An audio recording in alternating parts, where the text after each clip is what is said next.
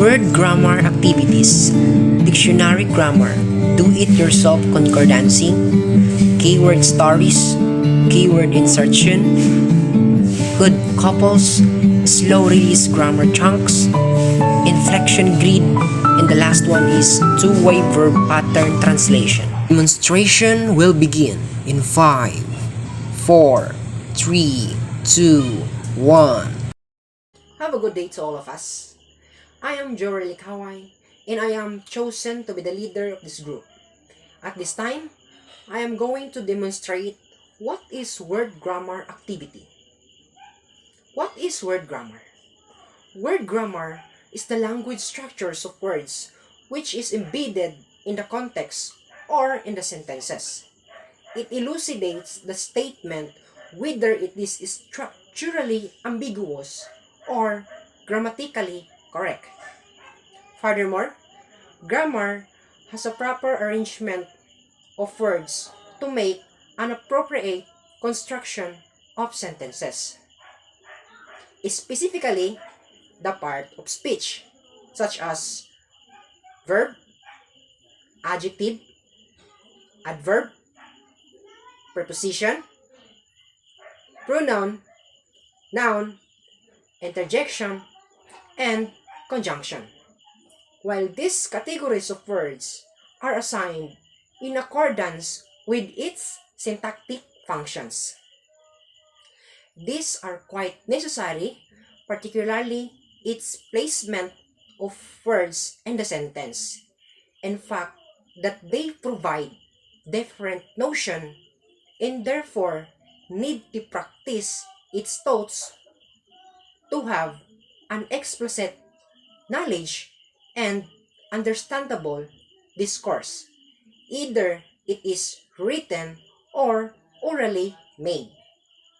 However, grammar may be tricky to comprehend because oftentimes some of the words are usually misplaced by the writers or authors, and because of that, the readers get doubted in understanding the concept.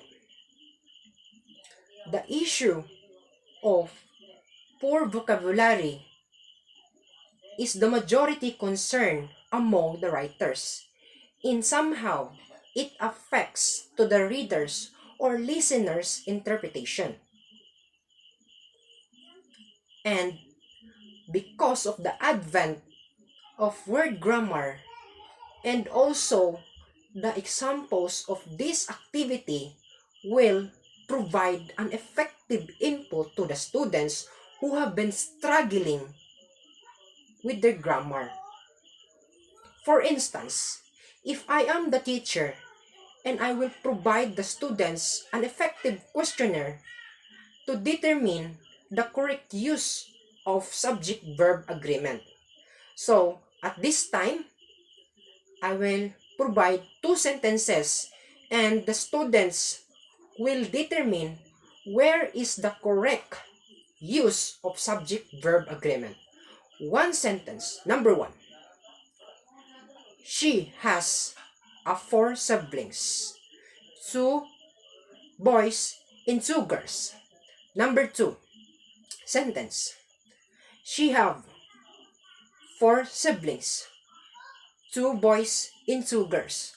So, if the students answer number 2 question is their answer, then they are wrong.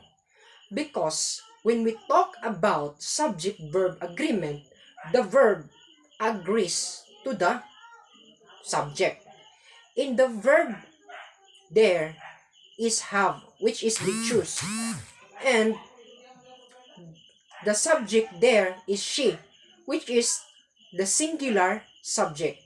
But the main verb or the action verb is have, which is plural, and it does not fit to the subject. So they are wrong. So the correct use of subject-verb agreement is the number 1, which is she has 4 siblings, 2 boys and 2 girls. Because the verb agrees to the subject. the verb there is has, and it agrees to the singular pronoun, which is she. And that is the correct construction of sentences or sentence. Another example is to determine where is the pronoun in noun in the sentence. So I will use the same example that I have mentioned previously, which is she has 4 siblings, 2 boys and 2 girls. If the students will answer that she, 2 boys and 2 girls are the pronoun in the sentence, then they are correct. Because she, it talks about a singular pronoun and 2 boys and 2 girls, and talks about the plural pronoun in the sentence. And they are correct of that. And through this example of word grammar activity, it will help them improve not just their vocabulary, but also to their grammar skills of the learners. But there are other examples of word grammar activity to be demonstrated by my members. The first activity is dictionary grammar. Second, do-it-yourself concordancing. Third one is keyword stories. Fourth, keyword insertion. 5, odd couples. Number 6, slow release grammar chunks. Number 7, inflection grid. And the last activity is two-way verb pattern translation. And here they are. Good day everyone. For this video, I am going to present the explanation of the dictionary grammar, as well as the disadvantages and advantages, and also the example. The dictionary grammar is a study of the way of the sentence of a language are constructed, morphology and syntax. This features a set of rules accounting for this construction perspective. The whole system and structure of a language in general, usually taken as consistent of syntax and morphology, including inflection, and sometimes also phonology and semantics, are used in a sentence. The grammar is the study of the classes of words, their inflection and their function relation in a sentence. Language also differ greatly in the extent to which words vary their shape according to their function in the sentence. A dictionary is a type of a book which explains the meaning of words, or more precisely, extreme the words and arrange in alphabetical order so that they can found quickly. The advantages and disadvantages of a dictionary grammar are easy of use. The participants are able to obtain the word's definition, fixture, pronunciation, and how the words are used in a context. However, there is another aspects of grammar in which language differ more radically, namely in morphology. The example of grammar is how commas and semicolon are supposed to be used. That's all, thank you. Do-it-yourself concordancing. So the teacher's role in this grammar activity is to provide the students the basic information about grammar words in English, their frequency, and also their multiple uses. This grammar word activity is demonstrated by writing a sample text on the board, either authentic or from course book text. The teacher will ask the learners to identify any grammar words that are often repeated to the text. Then, the teacher will let the students to count how often the words are repeated. Now the teacher will ask how many words appear before and after the grammar word. After that, the teacher will align the grammar words, then ask the students to identify any grammar patterns from the text. Like for example, if the word that appears before the grammar word is a noun, then the main function of the grammar word in the text or in the sentence is as preposition. So after making sure that the students understood well the concordancing, the teacher will give another text and let the students work individually.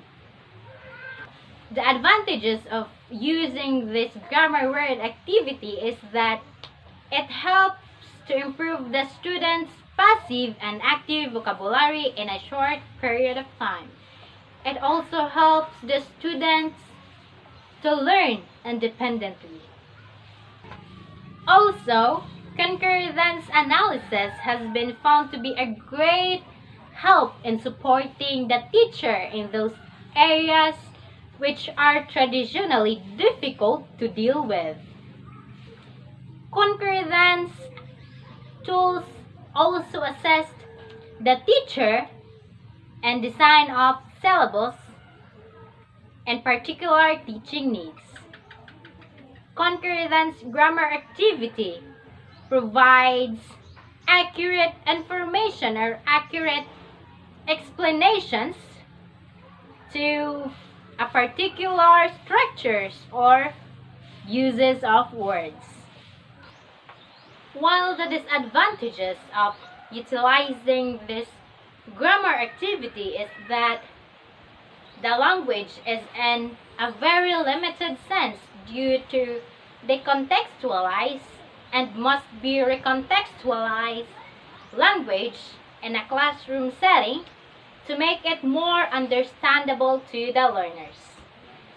Another thing is that it tends to compromise native language of native speakers only, whereas many learners will never communicate with native speakers and not interested in native speaker norms. In particular, the details may be unimportant to the non-native speakers in English. To dependence on concordance and a native speaker in English tend to devalue the language of a non-native speaker. Good day everyone. So as for this video, I am going to present to you an explanation about the K-word stories, and at the same time I am going to provide to you its advantages and disadvantages using a K-word in the stories. So first, what is K-word stories? K-word stories is used to display a particular features of the language in a way that it makes stand out. But of course, they are not using the original representative of words in a real text. K-word stories usually focuses on the repetition of the K-word, such as the got, think, take, and weigh, since it is highly productive in the content word. So I have an example here of a short story using the K-words. Mika was in a way of driving hurry when she found out that her mother's condition is in bad way. She took the long way to the hospital and saw her mother the way she saw some patient too. She took a big breath like the way of feeling scared and seeing the way what did others do. She come close to her mother and take off the white fabric the way that covers to her mother's body. She cried so bad the way that a baby did. She hugged her mother the way she hugged her pillow tightly. and seems like she lost her way in life because of what happened to her mother in a poignant way. And now, she feels sorry and bad every time she thinks and remembers that way. So it is obvious that the K word that I use in this story is the way, is the word way, which is occurred in every sentence of the story.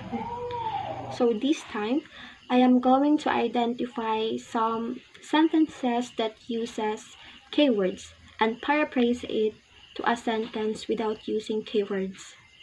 So example, Mika was in a way of hurry when she found out that her mother's condition is in a bad way. So when we paraphrase it without using the K word, it will turn to Mika drives so fast when she found out that her mother's condition is in critical. Another example is she cried so bad the way the baby did. So when we paraphrase it without using the K word in a sentence, it will turn out to she cried so bad like a baby did.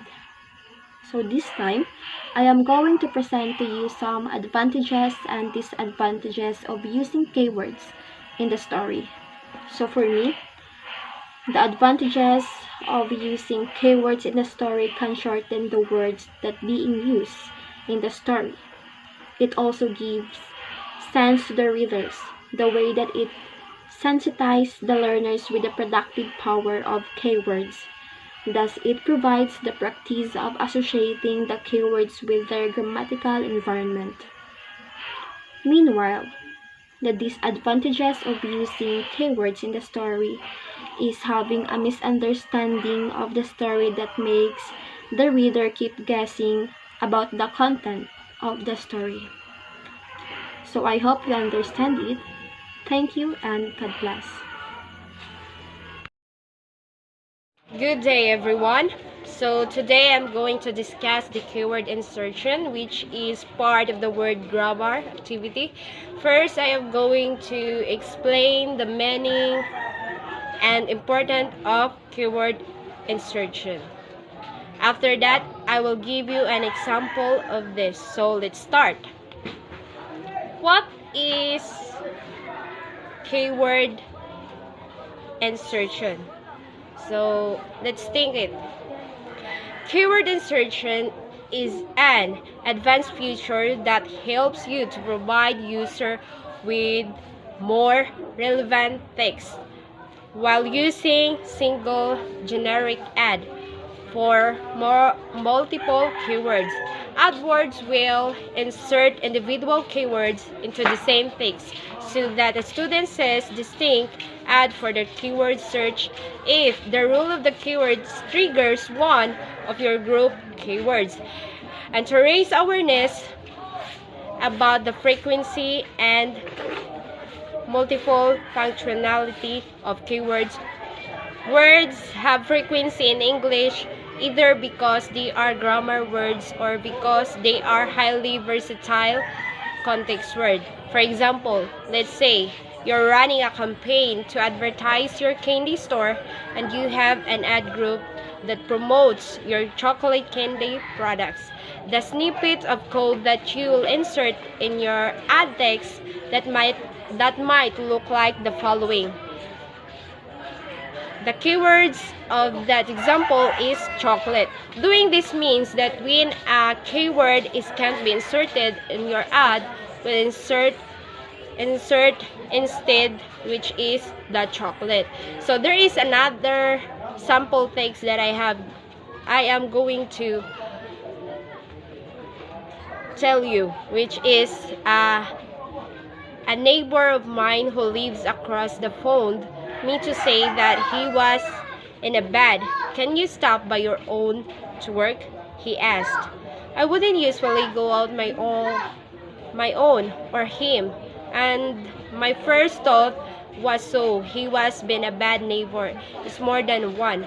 For a start, he's always parked his car he's one of those people who like get their own. He also owes me money by the one of the other hand. I quit like him as a strange and it doesn't have much in the family friends. So I thought this is might be a good to improve relations. And now I am going to tell you on how to classify all the different uses of keywords. So in order to identify keywords, you need to have the research question. Having a research question is much easier than just a topic. Topics are often too broad to give your relevant result to create a research question.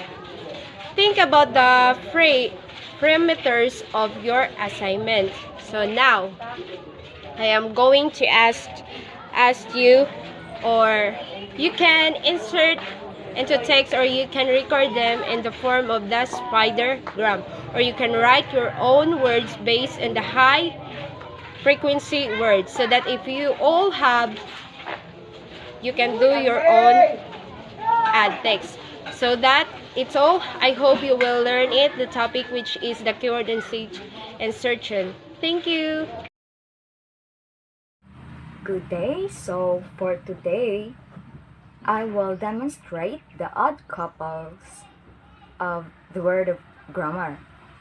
So first, I will define it. The word couple literally means two of something. We routinely refer to two people in a romantic relationship as a couple. However, the word odd means unusual or strange. But when it refers to the words grammar, it provides a grammatical and meaningful sentence in which they appear. It could be two words with a special connection, a relationship who are very different from each other. However, in the reality, it is a particularly unlikely or mismatched pair of words. So, I have there an advantage of this topic about the odd couple, the word of grammar. So, the advantage of this can provide the students the following benefits. So, you practice dealing with capitalization, punctuation, and spelling.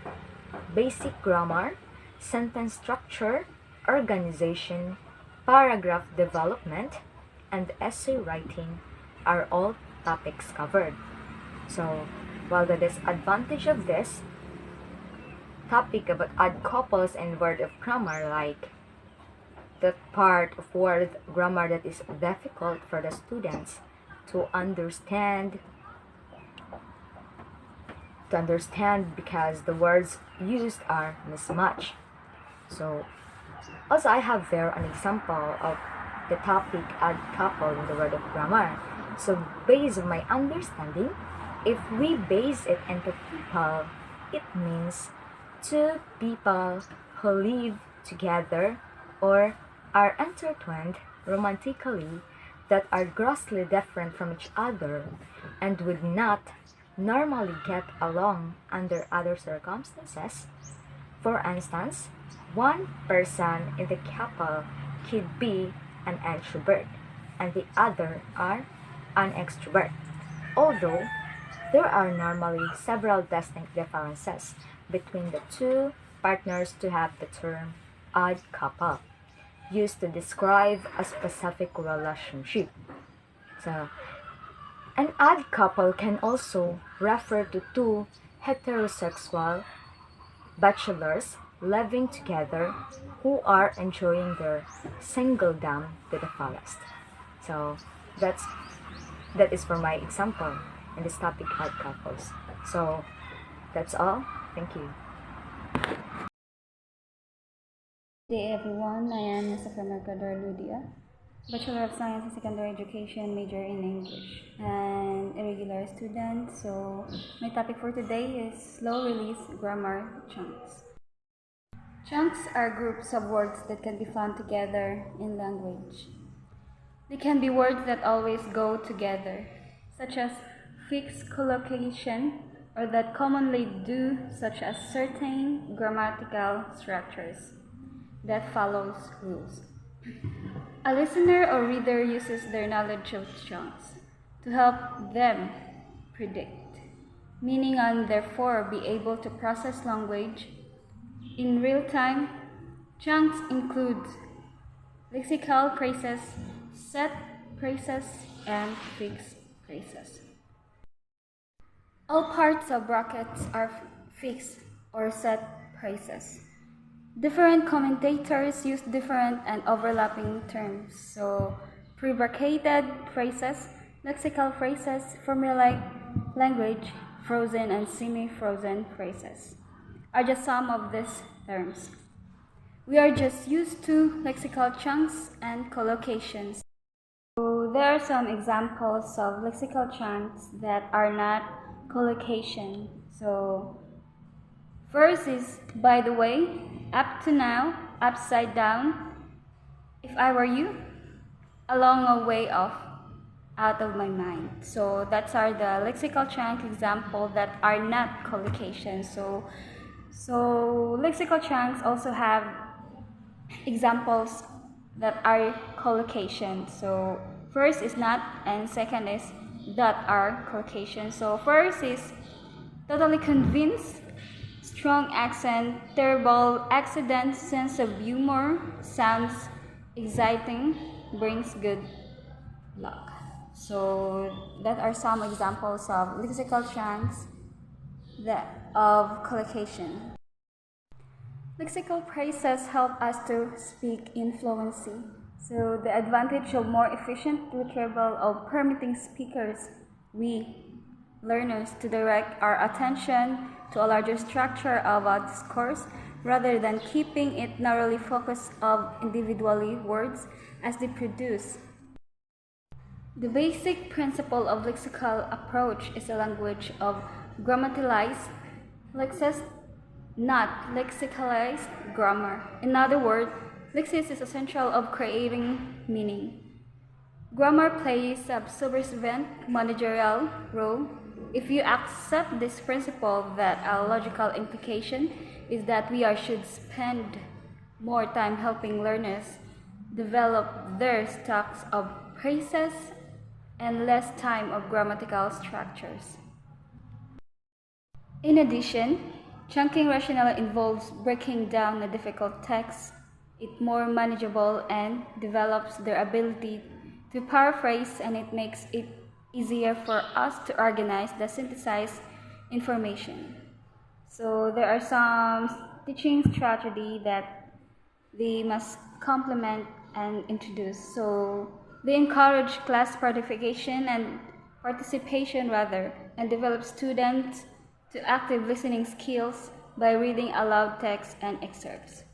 So ensure students' reading comprehension by emphasizing of purposeful reading and rereading of text. So lastly, help proficient readers make meaning of a text by verbalizing your thinking as you read. So overall, slow release grammatical chunks help the redress the traditional view of vocabulary as consisting simply of individual words. That's all. Thank you. Good day everyone. For this video, I am going to present the explanation of inflection grid as well as the disadvantage, advantage, and also the examples. Inflection in linguistics is the change in the form of a word. In English, usually the addition of endings to mark such distinction as tense, person, number, gender, mode, voice, and case. It also indicates noun plural. Car, cars. Noun case. Boy, boys, boys.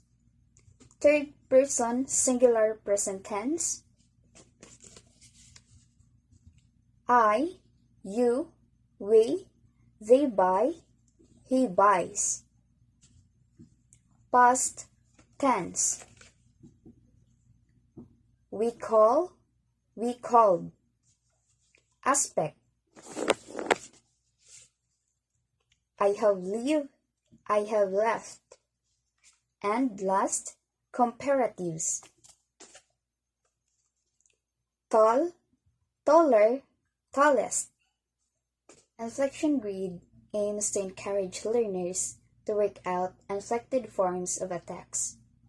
The process in it is by inflecting words from a phrase or by sentence. It depends on how you portray the first sentence, as long as by the next form in it has a difference from the first one up until how many means you can make or change the form of that word. It is up to you if you'll use the present to past participle words as long as the form in it is changed. Like for example, possessive determiners. My. This determiner will be applied to the different forms of sentences. But not all English words follow the rules. Some are inflected using the change of sound known as vowel alternation, which is common. The word teach, for example, is marked as past tense by changing its vowel sound, producing taught rather than teach. Likewise, the word goes is pluralized by changing its vowel sound to produce the word geese. Other irregular plural include words like oxen, children, and feet. Another disadvantage is not knowing the exact usage and functions of such words in a sentence or text. Though there is a difficulty, especially in executing the single text, unlike the other way, is not that complicated for anything you know to be replaced and applicable to form such word in a particular functions of a grammar. Again, when we say inflection grid, changes form of the sentence or phrases. Like for example, ang first nga gigamit sa sentence kay was. So, ang was is past form. Dayon sa sunod na pod kay is. So, si is present form. In inflection grid, mo create ka different form of sentences, pero lahi-lahi siya i-apply nimo nga mga lexical verbs, pronouns, and etc. So, that would be all. Thank you. Two-way verb pattern translation is to draw attention to the method. The selection of verb determines the selection of patterns that follows it, and to distinguish these patterns with verb patterns within the learner's first language. Sentences for dictation containing a minimum of 2 contrasting verb patterns. It's important that the vocabulary within the sentences is acquainted to the learner so that they are not distracted by unknown words. Since it is two-way verb pattern translation, so obviously it is an activity that focuses on verb. So, sentences that has 2 contrasting verb patterns must have prepared on hand. Usually, it starts as an individual task and the students individually need to write down the translation of the sentences dictated by the teacher to their native language. After that, a pairing of students is allowed to consult each other about the accuracy of their translation. Then, with their translated text, they need to retranslate it back to English. Then, comparison of the original text and the retranslated text will be made. In this part, probably both sentences differ in structures, an arrangement of words or even different terms are used because of the interpretation factor that could make it different with forms and the way the students express the thoughts in the original text. In this activity, it could help the student to hone their interpretative skills and construction of thoughts in English for as long as they know or they are guided by the teacher about the right patterns or accurate arrangement of the words that can make it understandable and well-structured sentences and corresponds to their thoughts. Understanding and mastering common patterns will not only help you do better on grammar test but improve your writing skills too. It is important because it provides us with the framework for the clear written expression of our ideas.